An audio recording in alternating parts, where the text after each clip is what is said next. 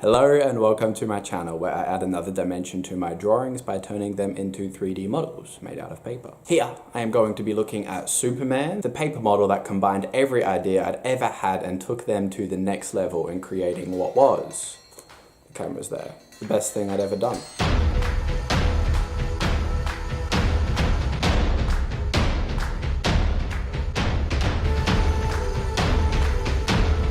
In 2016, at least. But how does he hold up today? Let's take a look.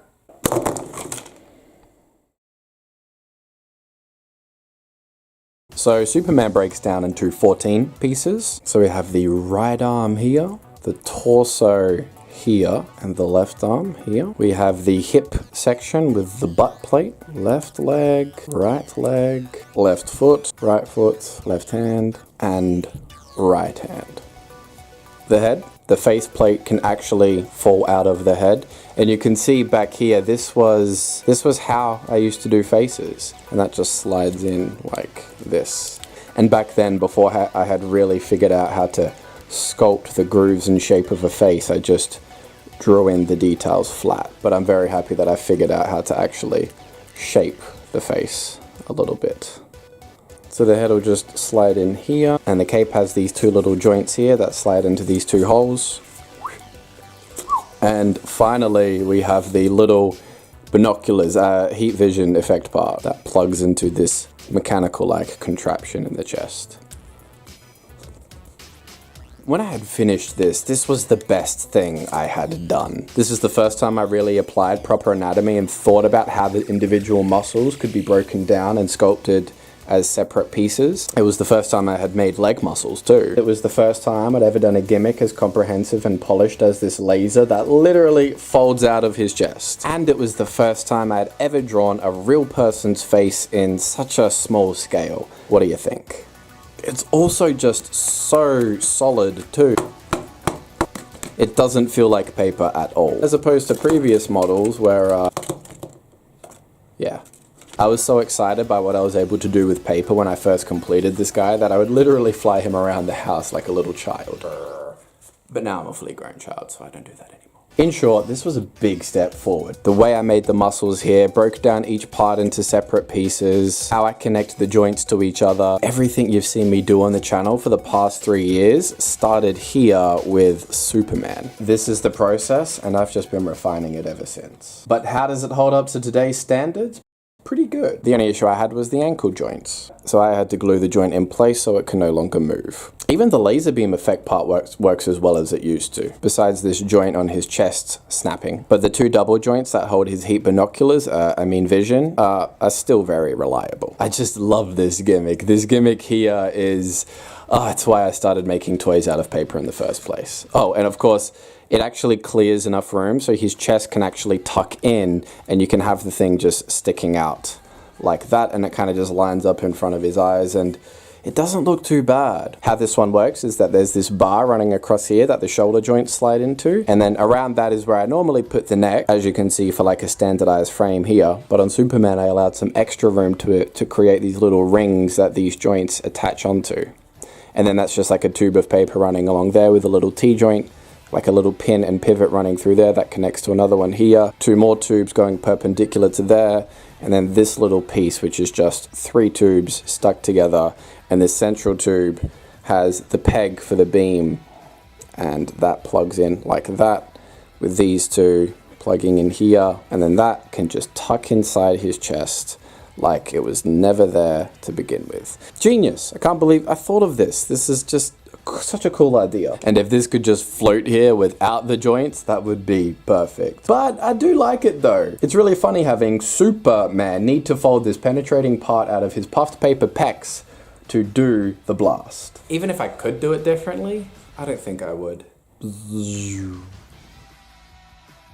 everything else. This model laid the groundwork for creating 3D models with paper, so I would fundamentally do everything the same. It's just the small things that could be refined. I'd make the cuts in the biceps longer to create rounder and fuller arms without such a big flat spot. The triceps don't need to stick out that far, they look swollen. The ankles and the feet could be smaller and slimmer, they just look a little bit pudgy. The torso needs more flat and rigid. The butt piece is attached to the hip section, damn it. Which like that. And what is going on with this spine here? Good lord. Lucky his solar powered, otherwise his back would have broken long ago. You're being like a super critical man. Yes. Moving on. What shortcuts did I take? Just the cape, really. It's supposed to wrap all the way around his traps and tuck into the top of his chest here. And, well, it doesn't. Articulation.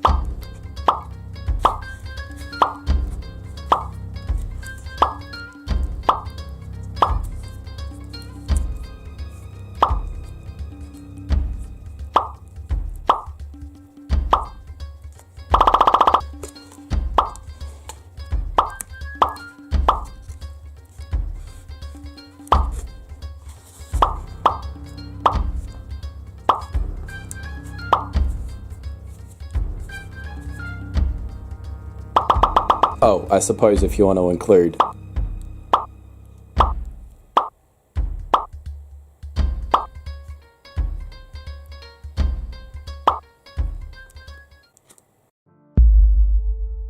So these were some key measurements I used to fuss a lot over when it came to these models. And this grounded my models in reality somewhat. I knew what Arnold's height, weight, and measurements were, like his chest, bicep, thigh, etc. So if I was making a character who was listed to weigh less than Arnold, I knew that it wouldn't make a whole lot of sense for that character to have drastically bigger arms or chest than Arnold did. And this model here with Superman began the trend of me really keenly observing what proportions and size real people had in order to decide what the size and proportions of these characters would be. So here's the measurements I was aiming for in those areas and what they actually ended up being on the model. Head circumference is about 7.6 millimeters. Neck is about 5.6. The bust is about 20.8 centimeters, which is ridiculous because if I was to make Arnold Schwarzenegger in this scale, his chest would be about 18 centimeters. Upper arm is 7.6, 5.4, 3.1, 10.8, like 13. Thigh is 9. Knee is 5, 6.7, about 3.7. Shoulder width is 9.2 centimeters. My God. Finally, the most important measurement, the one I am most pedantic about still to this day, height. And Supes is 23.3 centimeters tall. Yeah, that's no good. He was meant to be 24 centimeters tall. Oh well.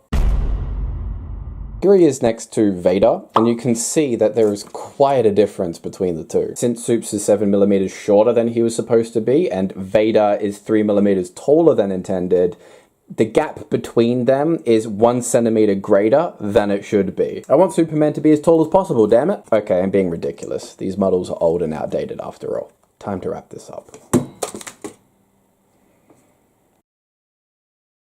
Man, this model was outstanding for its time, and I can't seriously criticize its flaws because without it, I wouldn't have even known where to begin or how to improve them. It's an essential piece of my history and the first big model to really push my craft to a new level. With all the techniques I use today really beginning and being applied for the first time here with Superman. That's it. He's great, but he's old. Thank you for watching my video. I appreciate your time and attention always, and you'll see me next time. Bye-bye.